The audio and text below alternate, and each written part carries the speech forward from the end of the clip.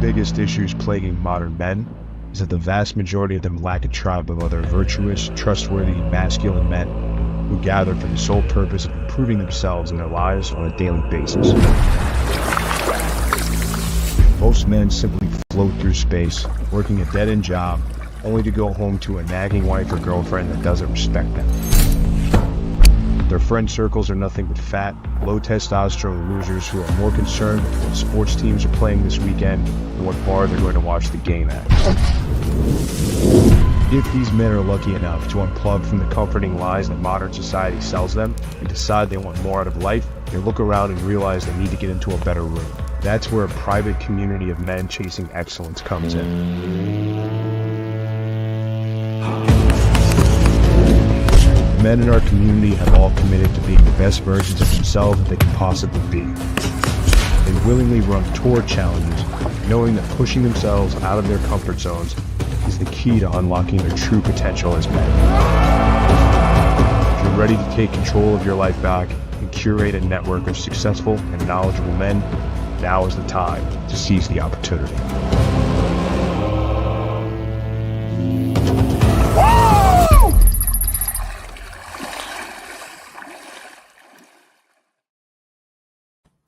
What's up, guys? Welcome to another Chopping It Up.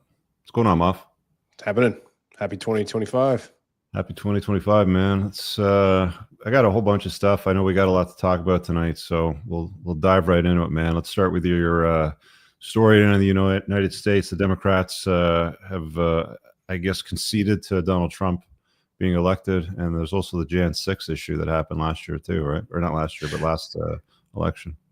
Yeah, I guess it's the is it the 1 year anniversary? I guess the first year. I mean, again, I don't know much about it. I mean, all I know is that these guys, kind of the idea is that these guys stormed the Capitol. I mean, they're still talking about it, and that Trump incited an insurrection, which was proven. What's that? It was 2020 when they did that, wasn't it? 2020, yeah. So I mean, this is also always a funny day because you see the left and the Democrats will say that this is the anniversary of the worst thing to happen to the United States since 9/11, when 3,000 innocent people lost their lives.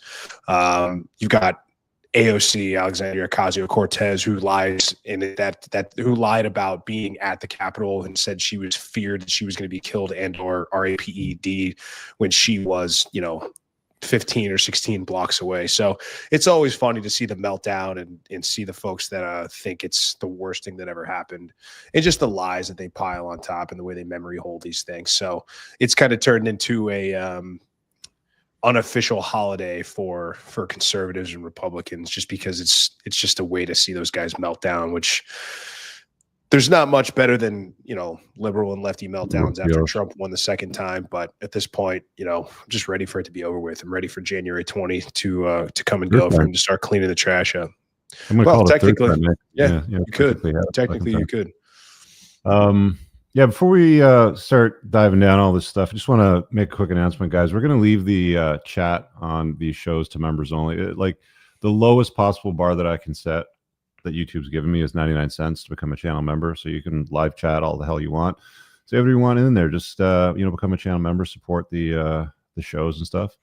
Also, if you want to drop a super chat and have it read out on the screen, throw it out, $20 higher. We'll dive right into it. Anything lower than that, we'll just hold till the end of the show. The other big announcement today is, our Canadian Prime Minister officially resigned.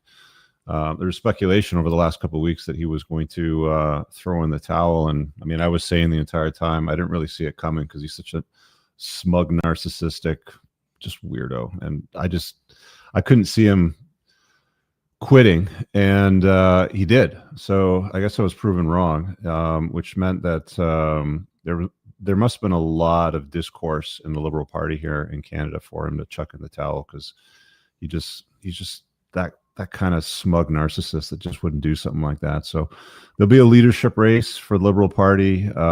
Hopefully there'll be an election called in March. Basically, Parliament's sitting out for the time being while they basically run this leadership race. There's an official election in the calendar for October later on this year. So I I've been kicking around on Twitter a little bit. I keep calling it Twitter, X, whatever thing you want to call it. I've been poking the bear with Pierre Poilievre. I don't know if you saw the interview with him and Jordan Peterson. Did you see it?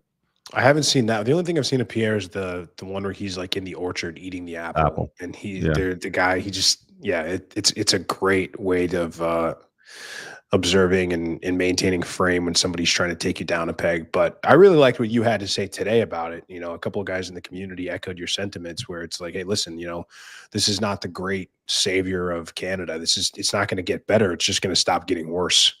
And there's a long way to go. And I think there's a lot to be said possibly about the way that Trump and Elon are going to kind of take over the US. I mean, there's a lot of, 4 years in the grand scheme of things is not a long time. So, hopefully you put a stop to the nonsense that's been going on, but it's going to take a lot longer than one administration and a lot more than, one round of 4 years to get us out of the hole that we're in. Yeah. The thing about Pierre Poilievre is he's got a little bit of a Chad energy to him. Like even the way he was sitting in the chair in the interview with Peterson, not like the way that, Trudeau sits, basically like a woman. Sitting there like a man. He's answering the questions. He's thoughtful. He's way better than Trudeau.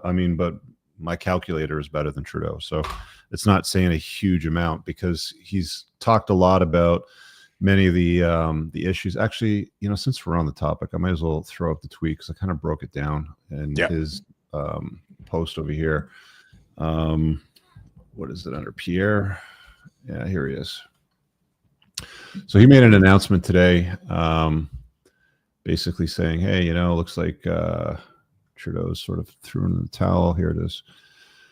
And I responded to him because I don't think he's had a real answer to any of these things. So this is on his timeline over here. He's got a little video. This is the apple eater that Moff is making reference to. And by the way, that video kind of went viral because of Joe Rogan making reference to it. But really, he doesn't have an outline, like a specific plan for the main issues that plague Canada since Trudeau screwed the country over the last 9 or 10 years, essentially.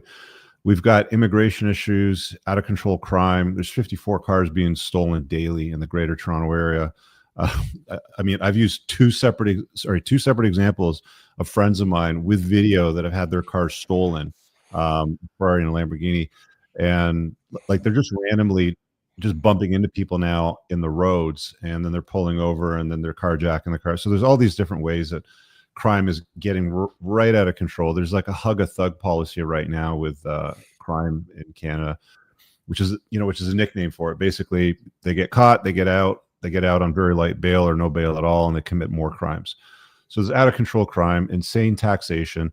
The only thing we've seen Pierre talk about with taxation, which you mentioned in the Jordan Peterson interview, was that he was planning to axe the tax. The carbon tax is what he's talking about, which is a tax that we don't have right now that's being introduced in the next couple months. I think it's in the calendar for April or May or something like that, which is a fuel tax, which would just make the cost of gas go up. But there's no real plan to claw back on the tax rates that we're paying right now.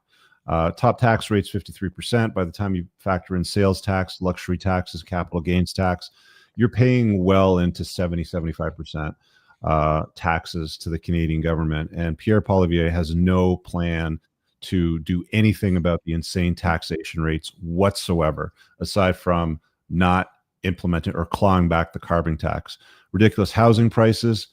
He talked about putting incentives in place, but I didn't really see a real plan when he was talking to Peterson, and I haven't heard him say or make any announcement about reinstating lawful gun owners' rights so we can have our property back, because the way that Trudeau had passed the legislation, we talked about this a few weeks ago, Moff, and his plan was basically to seize 354 different types of firearms and send them over to Zelensky. Send them to Ukraine. And it's funny, I was at the Bass Pro Shop just over the weekend because I wanted to get a laser bore sight, for one of my guns that I wanted to sight in properly. And I was talking to the guy behind the counter. I'm like, what'd you guys do with all the, the guns that Trudeau just banned last month? And he goes, well, they're sitting in storage because we can't send them back, because we've already bought them. So they're not going to Zelensky, he goes, like, a lot of them are pink or 22s, right? 'Cause they got a lot of girl guns back there. It's not like, you know, the military's gonna be running around with a bright pink gun or anything like that. So there's been really nothing, you know, fully announced to, you know, to make me believe that Pierre is going to improve things. I just think things are going to stop getting worse under his leadership if he gets voted in. But there's a lot more to chop up on that, you know, as time sort of progresses. I realize that politicians don't really announce or release their full platform until closer to the actual election, so they put some time and thought into it. But I mean, making overt statements like Canada's richest province, Ontario, where I live, is poorer than the United States' poorest state, which is, I think, either Mississippi or Louisiana. I'm not sure which one it was. Alabama, probably. Alabama, Mississippi, somewhere Yeah, down something there. like that. And it's like, this is where Canada got to, right? Like, we were at parity with some of the richest states in the U.S. before Trudeau, and he just spiraled down the toilet. And he's still talking, like, even his resignation speech, you know, he was still talking about, you know, the Conservatives not taking climate change seriously and blah, blah, blah. And it's like, Canada is climate positive, like carbon positive, because we have so much in the way of forestry here. We don't do any damage to the environment. In fact, with the amount of land and forestry that we have, and trees and plants and shrubbery and farmland, we eat up a lot more carbon than what we produce. So I don't know if we'll see a return to reason or an improvement. I think at best, the way that I'm looking at it right now, things will just stop getting worse. So I don't know. We'll see how that unfolds. So Hopefully you're not there for much longer anyway. So just waiting for you to cut bait and get the hell out. yeah, that's still the plan, man. You know, Trump was kicking the can again today, talking about Canada becoming the 51st state on Truth Social. A lot of Canadians like it. I don't see the Canadian government yielding to that idea or even wanting to open up negotiations, because they're too narcissistic about the way that they want to run the country, and they really don't want to join the United States. There's no benefit to them, right? Like, why would they give up their careers, you know, their pensions, everything that they've fought for in the Canadian parliamentary system? Trump would basically have to walk into Canada. He'd have to get the military together, the U.S. military, drive across the border, be like, all right, we're here, boys. We're taking it. Fix things. And I think the vast majority of people that are firearms holders will just be like, cool, man. You know, you guys want to drink a sandwich while you're here? Come on in. And the ones that don't like it, what are they going to do? They're going to go out in the street and scream and cry. So that's not like they can fight back. Yeah. It's not like they can fight back. What force do you have? The military doesn't even have the ability to wage war. It's you know, it's at the point where it's just pathetic. Embarrassing. Yeah. Anyway, you had something else that you want to drop with this newscaster? Yeah, I did. So this was something, it'll provide a little bit of context and a little bit of background. So there was, you know, and I don't follow sports much anymore, as we've kind of talked about on here. And there's a couple of different, I got to make sure I get them, the order of these books marked right. I do. Okay. So there's this woman, Joy Taylor, who, to even back up before that, there's this woman, I don't remember her first name, but her last name is Farahi or Faraji. I'll say Faraji for the time being. And I'll share here in a second.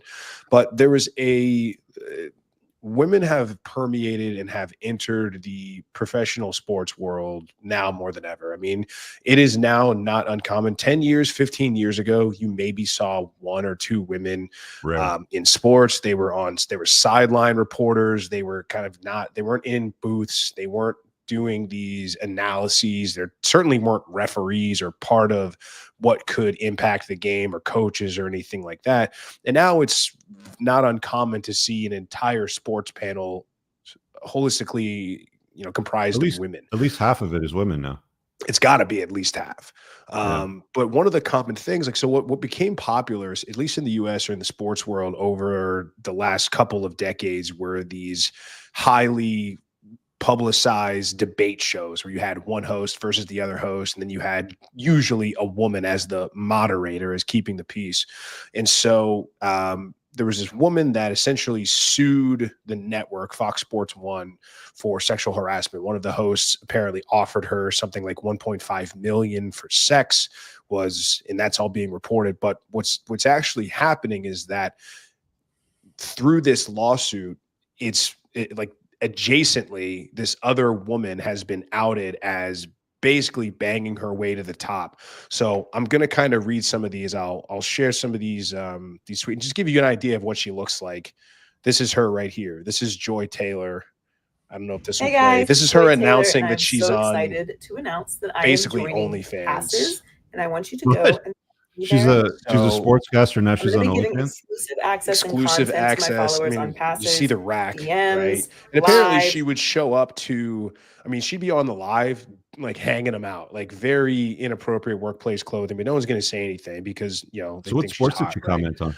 It was all of it. It was like football, basketball, baseball, it was all of that Okay. stuff. So it's all of it.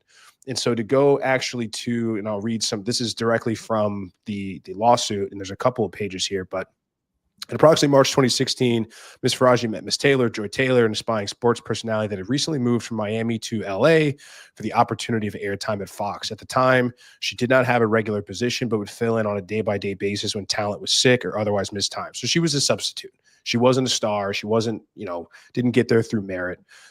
Ms. Taylor told Ms. Faraji that she was recently married, but her husband remained in Miami and that she was lonely in Los Angeles.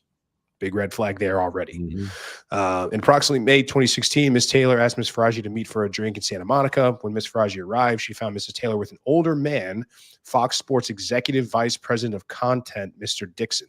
As EVP, Mr. Dixon is responsible for overseeing all content and production on FS1. This comes into play, obviously. Ms. Faraji, however, did not know who this man was. She didn't know who he was at all. And this woman was Ms. Faraji. Apparently, she was like a hairdresser. I think she wasn't on screen, but she was like makeup and hair for the talent. When Mr. Dixon went to go buy another round of margaritas, Ms. Faraji asked who he was. Ms. Taylor responded that he was just a friend. Following that night, whenever Ms. Faraji would meet with Mrs. Taylor for drinks or food, Mr. Dixon would either arrive with Ms. Taylor or show up later in the night and leave with her. So she thinks there's this sugar daddy or something like that, or husband or whatever. He would always buy a round of drinks or food, and from their body language, she suspected that the pair were sleeping with each other. And although this concerned Ms. Faraji, she knew Ms. Taylor was recently married, and she kept her opinions to herself. In approximately June 2016, while at work, Ms. Faraji noticed Mr. Dixon in the elevator. Surprised by the coincidence, Ms. Faraji found Ms. Taylor and told her excitedly, "The guy who always buys our drinks was in the elevator." Ms. Taylor quickly silenced her, explaining who he was.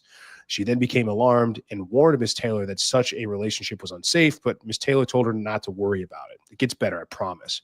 Ms. Faraji continued to be friends with Ms. Taylor, but tried to distance herself as he considered the situation dangerous as well as morally wrong, as both parties were married. Ms. Taylor and Mr. Dixon were both married. So she's like, get me the hell out of here.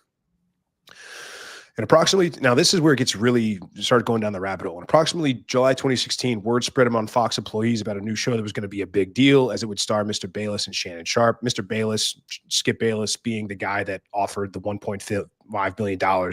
And this was a huge deal.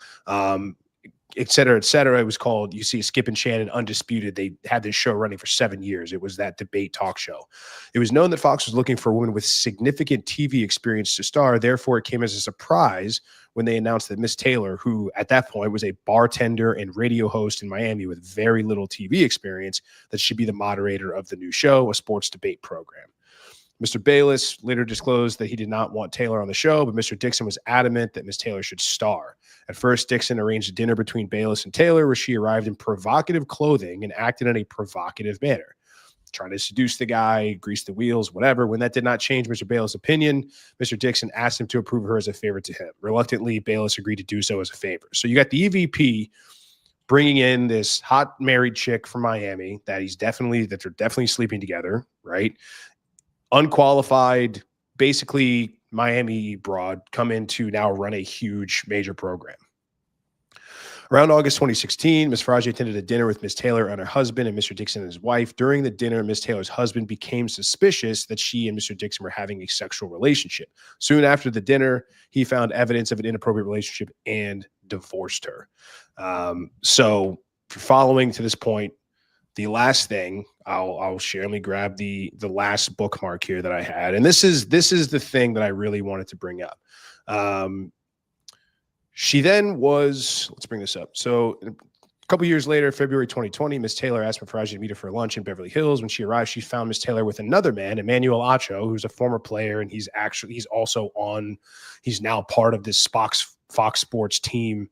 And she could also tell that the two are romantically involved. And this paragraph right here is the big bombshell that everyone's freaking out about. A few months after meeting Mr. Acho at lunch, Ms. Faraji noticed him in the hallway while at work. Ms. Faraji later asked Ms. Taylor if Mr. Acho also worked at Fox. She confirmed, and she explained that she wanted Mr. Acho to eventually recommend her on the show Speak for Yourself.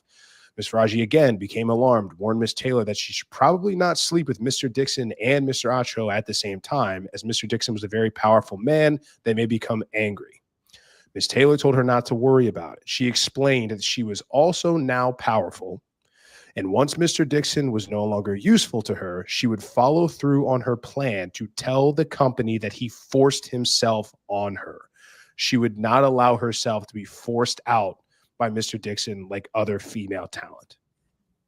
So this is a woman who banged her way through multiple men to a top position, gained power and influence, and then knowing the power she had, if at any time she was going to be pushed out of a job or fired or whatever it was, she verbatim admitted that she would just accuse the guy of coming on to me or sexual assault or acting. So we are in the age of believe all women. We are in the age where we're seeing these megastars every day.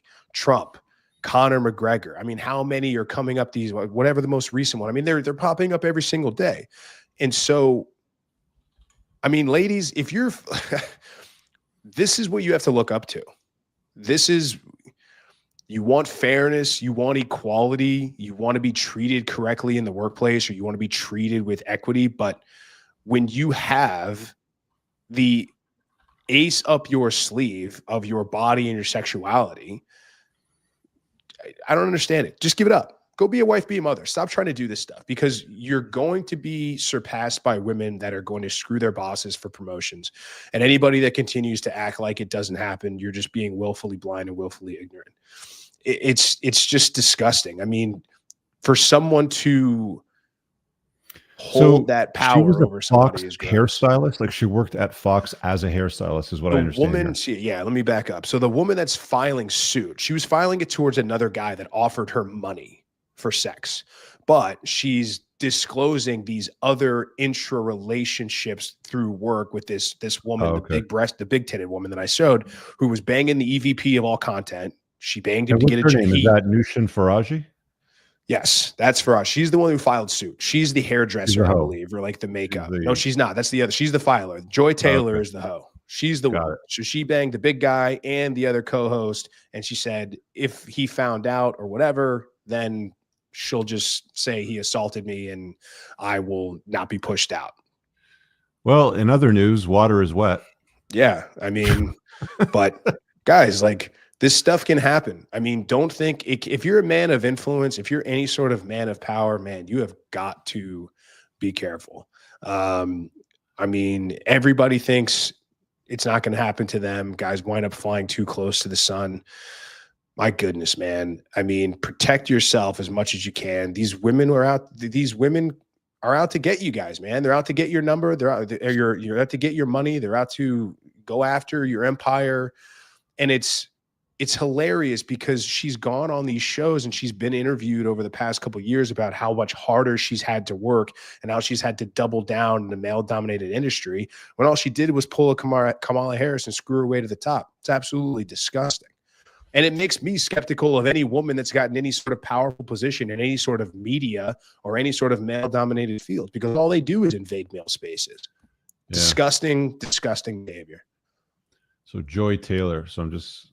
Sorry, I got caught up with the Noosh name, but yeah, she's a big girl. I mean, she's thick. Miami Latinas, man. Oh, is she Latin? Gotta be. Dude, like she's not, I mean, hang on, I'm just doing some Google searching over here because I wasn't really sure. Yeah, pull it up. Who was who, but this is just a Sun article, and like she's built like a fridge. She's not very feminine. But I don't know, man. That's a lot of controversy over a 5 basically with some cans on her. But whatever. I mean, look, like I said, water is wet in other news. Like, you're going to get this sort of stuff. It's not that uncommon. It's not that uncommon at all. What did she do before she was doing, the sports? She was a very small, it said she was a radio host, like a part-time radio host. And she was, she was like a part-time radio host. And I think she was a bartender. So she pulled the old AOC, bartender to, powerful position. So who knows? Maybe AOC did that stuff in Miami to get wifed up by? Apparently. I mean, he did the right thing, kicked her to the curb as soon as he, but I mean, what are you doing letting your woman move to LA and you staying back in Miami when she goes and she's around all these powerful men? I mean, you're an idiot. But yeah, it's so she still hasn't released a statement or anything like that, but it goes to show the things well, there you go. But it's like, again, we are vindicated. Again, haters, naysayers, people that are anti-unplugging or anti-RP or whatever it is, or think that we're these giant misogynist man haters or woman haters. This stuff is real. I mean, this is sworn by penalty of perjury by an eyewitness, by a woman. There you have it. My goodness, man. I mean, do we need to say anything else? I mean, do we really need to kind of bury that? Do we really need to kind of kick the dog on this one? It is what it is. Water is wet. The sun is hot, and hoe's gonna hoe. So sign up for her OnlyFans now. I'm sure the simps are already lining up to do that. All right, let me get to some of these bookmark titled ones here that I've got. There's a reel that was brought to my attention here with Martha Stewart. If you're not familiar with who she is, she's a big-time boss girl, home decorator. She's got an entire brand line. She's collabed with Snoop Dogg. She's a big name, right? But this was sent over to me because of the hypocrisy of the statements made here. I don't know how many different girlfriends he had during this time, but I think there were quite a few. So she's making reference to her husband or her past husband. She's talking about the amount of girlfriends that he had. Few. Young women, listen to my advice. If you're married and you think you're happily married and your husband starts to cheat on you, he's a piece of shit. And look at him as a piece of shit and get out of it. Get out of that marriage. So, you hear that? He's a POS. You should get out of that marriage. But wait, there's more. But I couldn't do that. Couldn't walk away. Didn't you have an affair early on in the relationship or when you were a stepbrother? Yeah, but I don't think Andy ever knew about that. He did say he knew about it. He did? Yes, you would confess to him. Oh. He says he didn't stray from the marriage until you told him you had already strayed. Oh, that's not true. I don't think. But what happened? You had an affair? I had a very brief affair with a very attractive Irish man. And there's just nothing. There's nothing. In terms of, it would never have broken up. I would never have broken up a marriage for it. There's nothing. There's nothing. Yeah, you really think it's nothing if you keep saying it's nothing, it's nothing, it's nothing, it's nothing. Here's the thing, guys, that you got to understand about women with statements and actions. Because of promiscuity shaming, because of slut shaming, they'll always try to downplay, dismiss, set aside. They'll come up with anything. They'll come up with anything in their mind, right? It was nothing. It was nothing. But he was a very attractive Irishman. But it was nothing. But it was nothing. It was definitely about nothing. It was about nothing at all. Nothing. You understand? Nothing. That's how they'll downplay it. But her husband in the marriage, he was a piece of shit. You should divorce him because he had all these girlfriends. But she'll downplay her story. That's just the way that things are, right? Like, this is the mountain of hypocrisy in the world that we live in when it comes to the gals, crapping on the guys, which they'll do, but they don't want to look in the mirror at the evil looking back at them. They don't want to answer questions like, well, hey, why did he step out on you? What did you do? What is it about you that, like, there's questions, right? Like, I have questions. I don't know about you, Moff, but I have questions about stuff like this. Yeah, well, I guarantee if you were to dive any deeper and you were to ask her any more questions, I was young and impressionable and he was just so handsome and he fed me all of these lines and I just couldn't help myself. I mean, you heard it in the original. She goes, I should have walked away, but I couldn't. Not I didn't. Not I chose to stay. Not on my own power. I remained there. I couldn't do it. I was powerless and I was a victim of my own devices. I mean, yeah, it's you take even some of the most influential, most powerful women in the world. I mean, Martha Stewart is definitely up there of right up there. Women of influence. But yeah, it's just laughable, right? And again, they'll always find a way to be their own PR firm. And all we do is point it out. And it's just like, this is why I don't care what people say or strangers say, or they are misinformed. They say, oh, you guys do this. Like, again, it's just, they're sitting here in your face, lying to you. And I guarantee if you were to go to the comments, it's like, oh, well, what was he doing or what was he not doing and providing her with that made her go run to another man? He either wasn't taking care of her, she wasn't getting her needs met. It's always his fault, guys. It's always your fault. I'm sorry. No matter what, it's going to always be your fault. There's no honor. A lot of the times it's retribution. I'll share a story. I ran into a friend of mine on the flight down to do that deer hunt, at the airport. And he's an entertainer. I can put it that way. Like, I'm not going to give away the details, but he's an entertainer. He's done very well. When he gets up on stage and does his thing, people admire him. Anyway, during the course of his life entertaining, he hooked up with a bunch of women, 20 or something like that. And his girlfriend out about it, and she didn't like it. And she decided to go have herself a little bit of an affair. And he was asking me, he's like, she kind of got even with me, what do you think, Rich? He goes, but she did a little bit differently. Like, for me, it was just sex, right? Like, I did my shows, girls hit on me. I did what I did, whatever. It was stupid. He goes, but for her, she gets into a relationship. She's sleeping over at the guy's house. They're going out on dates. They took a weekend trip somewhere. And, he's asking me like, should I end up getting married to her? Right. Cause I'm thinking about, oh my God, doing this. And I said to him, I go, it doesn't matter what you did 20 times, my friend. It was just exercise, right? Like, did you fall in love with any of these women? Did you have children with them? Did you take them on vacations? Did you take them any of your sweet spots that you take your girl to? No. Just sex. But she engaged in this entire elaborate practice of deception, sleeping over, relationship, gifts, weekend trips away. It's not the same thing. Men and women do these things very, very differently. And, we get heat. I mean, I've gotten heat about a number of times talking about these things. And it's like, always, it's a hill that I'll die on. Like, I don't give a shit. I just don't give a shit anymore because I know the reality and I've seen it all.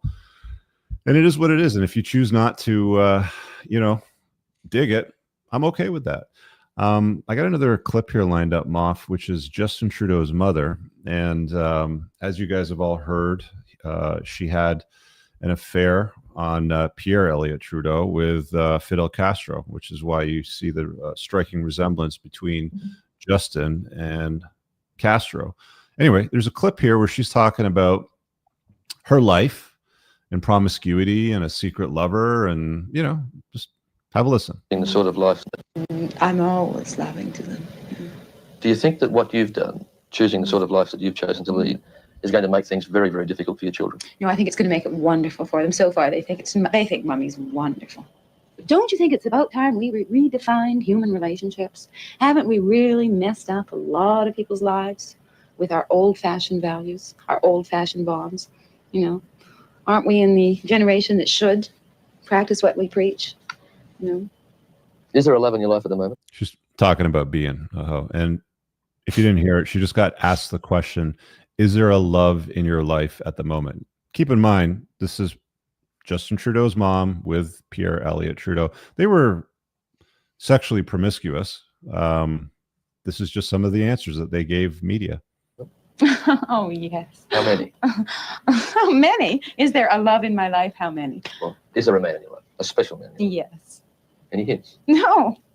Somebody will find out sooner or later. Sure. Does that bother you that you don't have a private life, whether you like it or not? Right now I do. I love it. How long do you think that will last? And I don't care. Reading things about you and even reading your book, it's very easy to get the impression that you're preoccupied with relationships. Yes, boy crazy. Now it's man crazy. Her approach to mother. That's Pierre Elliott Trudeau. Looks nothing like Justin Trudeau. Like her approach to most things, is an odd mixture of naive wisdom and amazing short-sightedness. She sees her 3 sons, Justin, Sasha, and Michelle, for 5 days every 2 weeks. And there's Fidel Castro holding Justin Trudeau. His illegitimate son.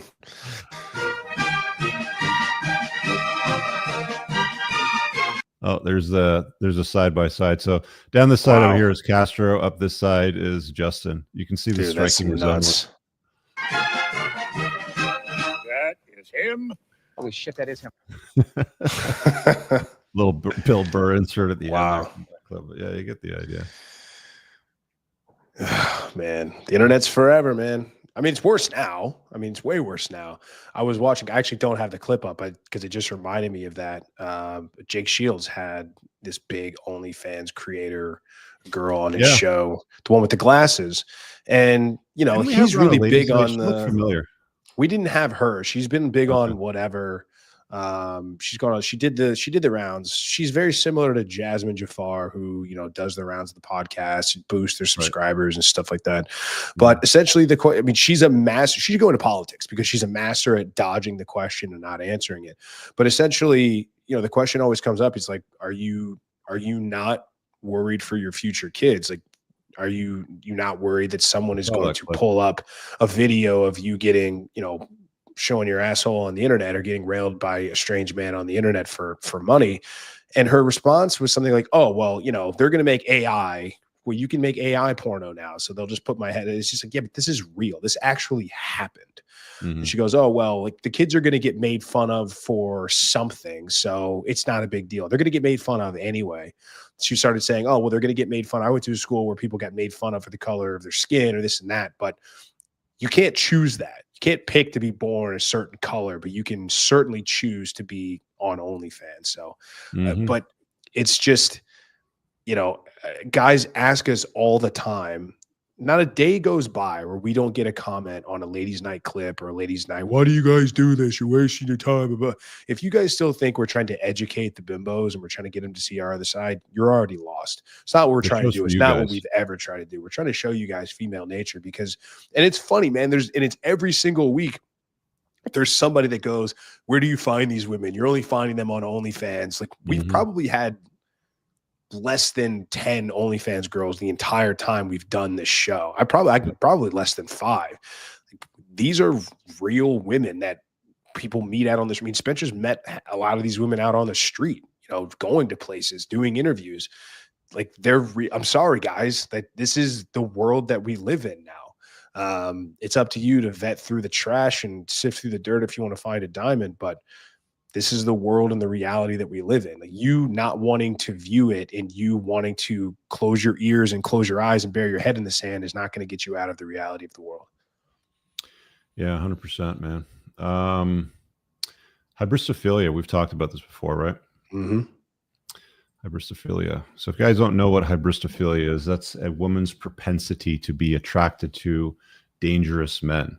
It's why women will, let me just pull this out of the screen. It's why women will send letters to serial killers and panties and offer to have their children and profess their love and romance for them. It's a real thing. I mean, it doesn't happen to men. Men don't do this to women that are in jail. It's only women that pine for dangerous men. Let me just quickly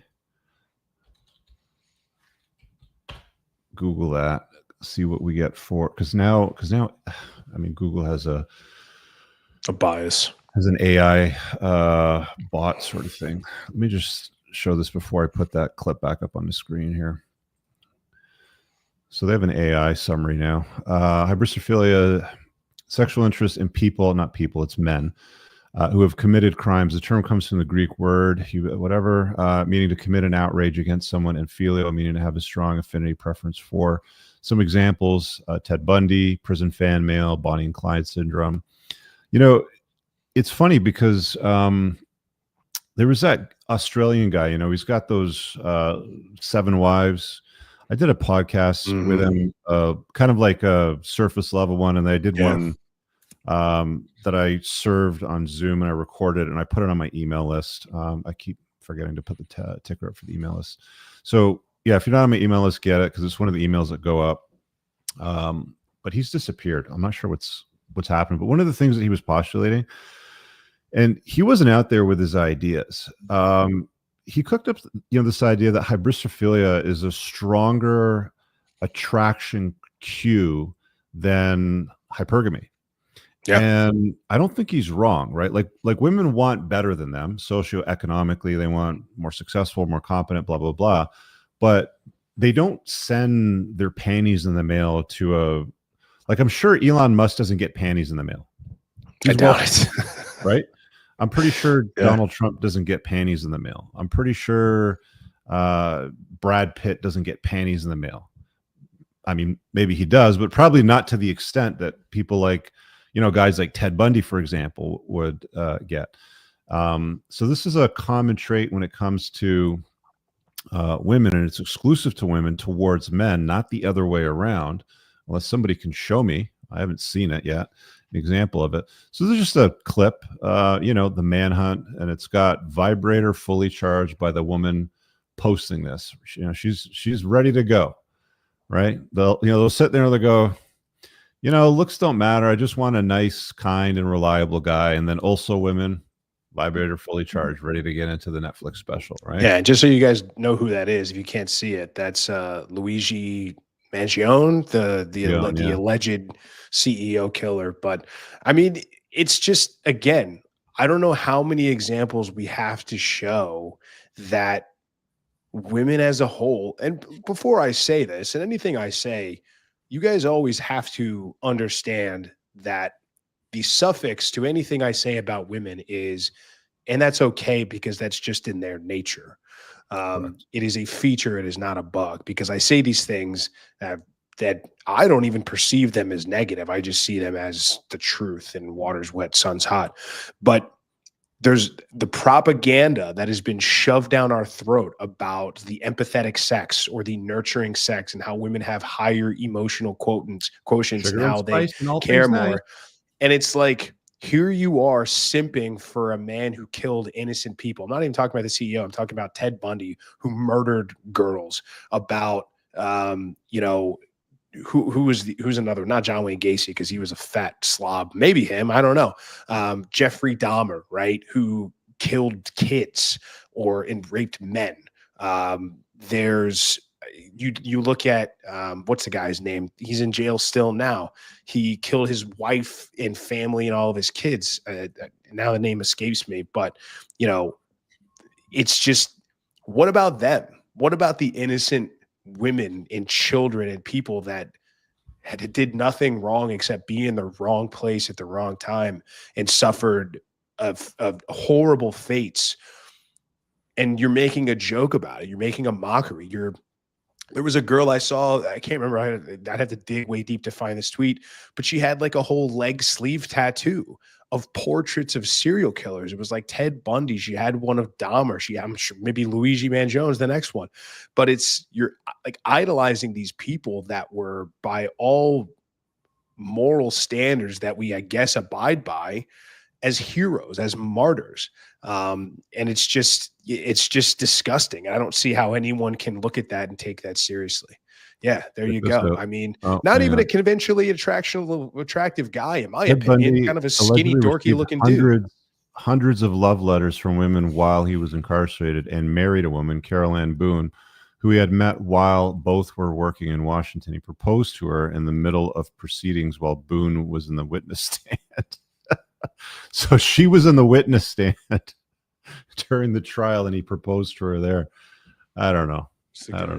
I'm trying to find him. Wife. What's the name of the other guy? You daughter. got it? Let's see. He's still in. Look, there's so many of them. That's the thing. It's Chris something. Hold on, I gotta find it. This is killing the show. Chris Watts, I think is his name. Chris Watts. Yeah. Is that the big Christopher Watts? No, this is like, let's see, Chris Watts. He wasn't a former Marine. Excuse me, I got that wrong. He wasn't former military. I thought that he was. WATTS, right? Yeah, Chris Watts. So, I mean, he killed his pregnant wife and then suffocated his two daughters, aged 3 and 4. And this guy, to this day, gets love letters by the thousands. Christopher Watts received love letters. while serving life sentence for murdering pregnant wife and 2 daughters. So this is him over here in the jumpsuit. Greetings from New York, Chris. Brooklyn-based woman wrote Christopher Watts August 23rd after he admitted to murdering his pregnant wife, 2 young daughters, loading the bodies into a truck and dumping them at a oil work site. Found myself thinking about you a lot, Tatiana confessed. Now a convicted killer, I figured life is too short to hold back, so here I am. 29-year-old enclosed a bikini-clad photo of herself on a beach, so you can place a face to the words. Look at that, eh? Like, murders his pregnant wife and children. 2 toddler daughters. And women brutally, still suffocated. One of the worst ways to die. It's not like it was a quick death. Unreal. I mean, imagine those little girls scraping and clawing and struggling as their man they're supposed to trust the most murders them in cold blood. And you have women that are pining over this man. I just want people to read these and understand these words next time you think they talk about how virtuous women are and how much they care and how much they are the empathetic or the nurturing sex and gender. There's a dark side to these women broads, in politics. man. There's not enough. Yeah, let's put them in politics. Let's put Hillary Clinton in politics. Let's get women that vote to send our sons and our brothers and our cousins into combat while they sit in these high back leather chairs and drink martinis and fake cackle laugh about this. I mean, it's just disgusting. I'm going to pivot a little bit and talk about politics. Yeah, please do, because this is pissing me off. Yeah, I know. We'll come back to it. Don't worry. I'm sure I'll find something else here on my list that'll piss you off some more. So, if you guys have heard about this country, United Arab Emirates, a city called Dubai, they don't really have much issues with taxation. Safe, you can take off your Rolex watch, leave it on the table with your cell phone, go to the bathroom, come back, and you're just fine. This one got 1 million views on the X platform. Now I was talking about Dubai just having oil and figuring out society, right? Because we keep hearing taxes have to be high. We have to tax to provide all these services and blah blah blah blah. So Canada has oil, minerals, fresh water, lumber, hydroelectricity, and farmland. Why do we pay such high taxes if a country like Dubai that just has oil, not even the greatest reserves in the world, but just has oil, managed to figure it out and not destroy and rip off their citizens? I mean, just think about that for a minute. It's a reasonable question. Let me throw this up on the screen because this is another one that I had posted.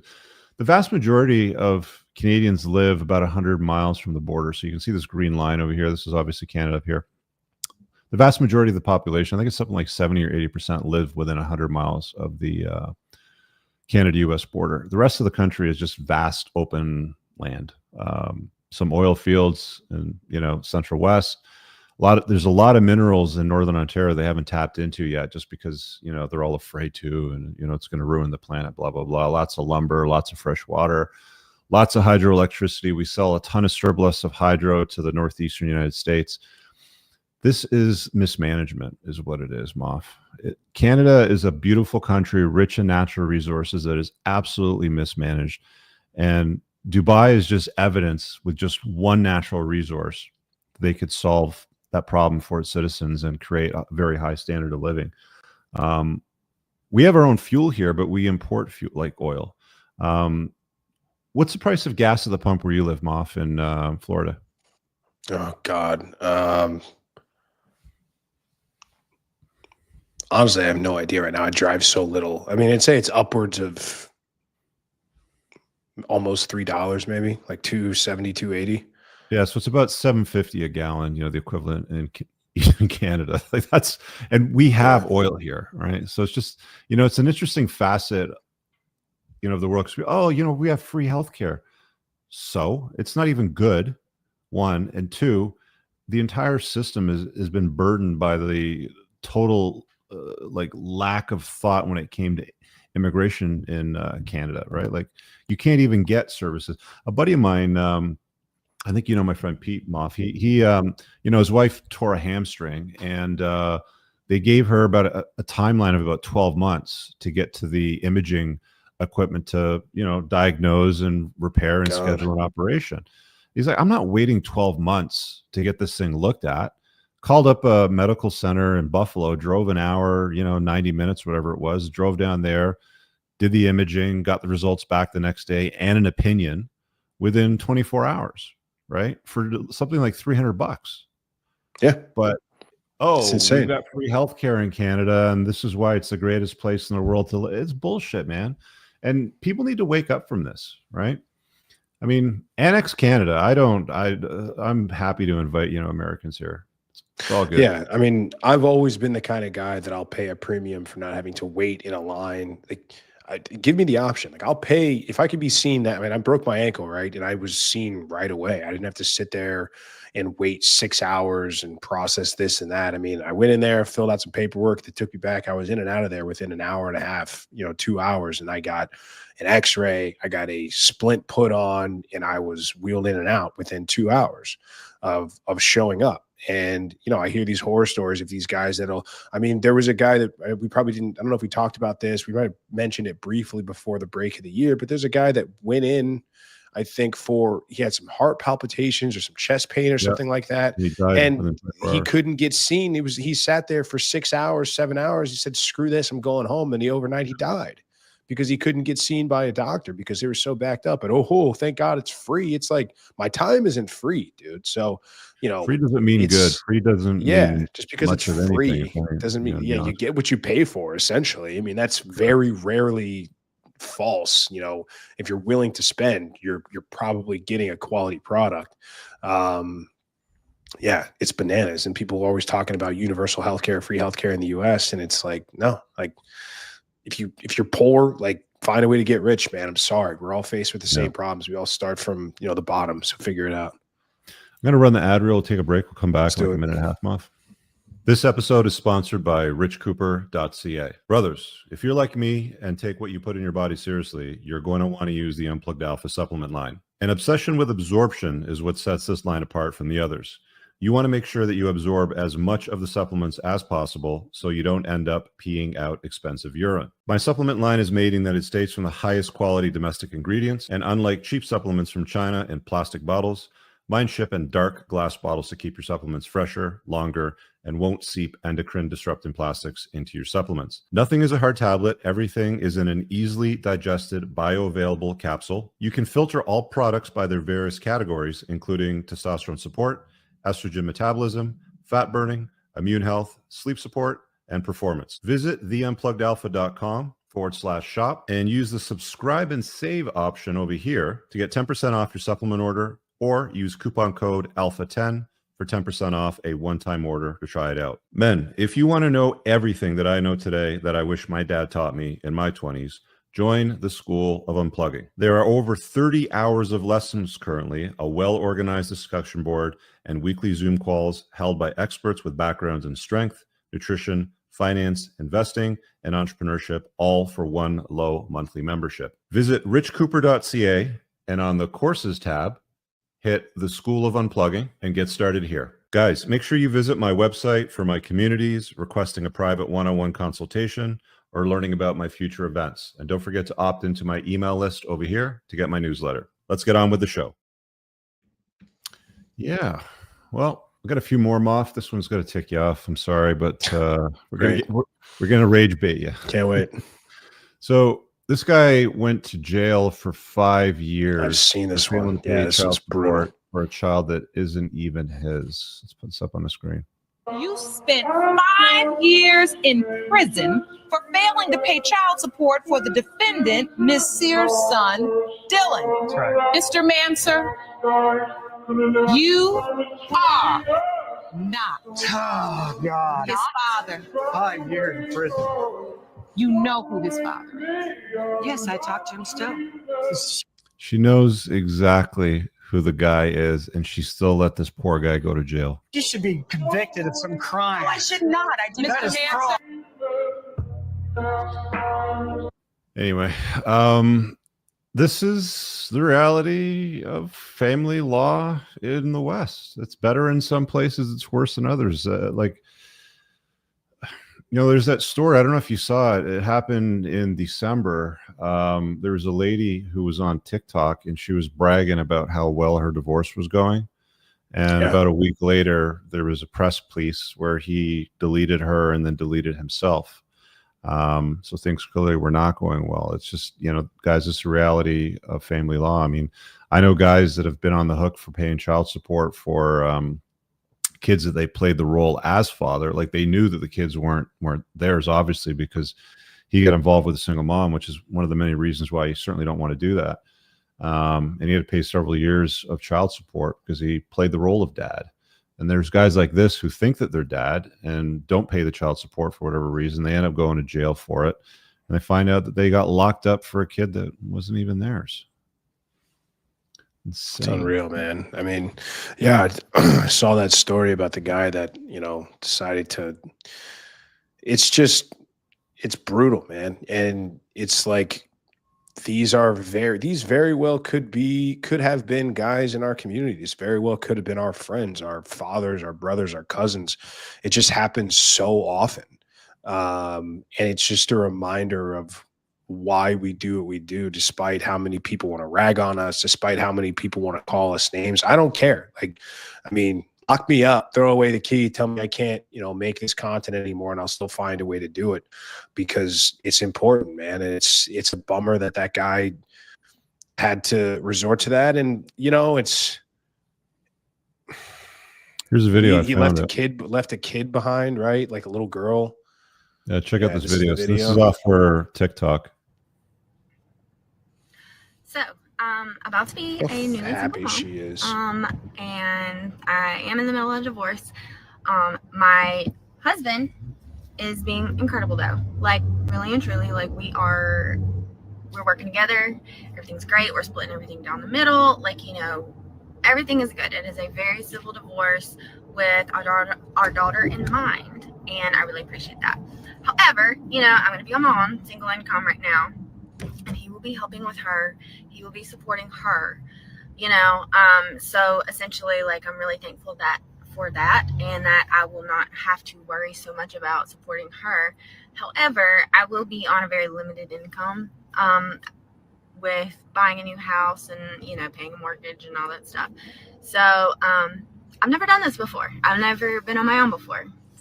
I want you to watch how her behavior and body language pivots to flirting with the camera. So if you have any tips, saving money, making money, anything like that, like, I would really appreciate it. Like, you know, coffee at home, you know, I take caffeine pills, I do my own hair, nails, everything. Like, I do all that. So yeah, if you just have any tips, like, I would really appreciate it, because, like, I'm a little scared right now. I guarantee she takes more than caffeine pills. Yeah, well, not anymore. It's brutal, man. I mean, it's like, you don't hear the guy's side of it. I mean, all I gather from that, yeah, that's the thing. All I gather is that he took permanent steps to a temporary problem in his life. Well, let me see here if I can grab the news article. Murder suicide, Mississippi. Let's see here.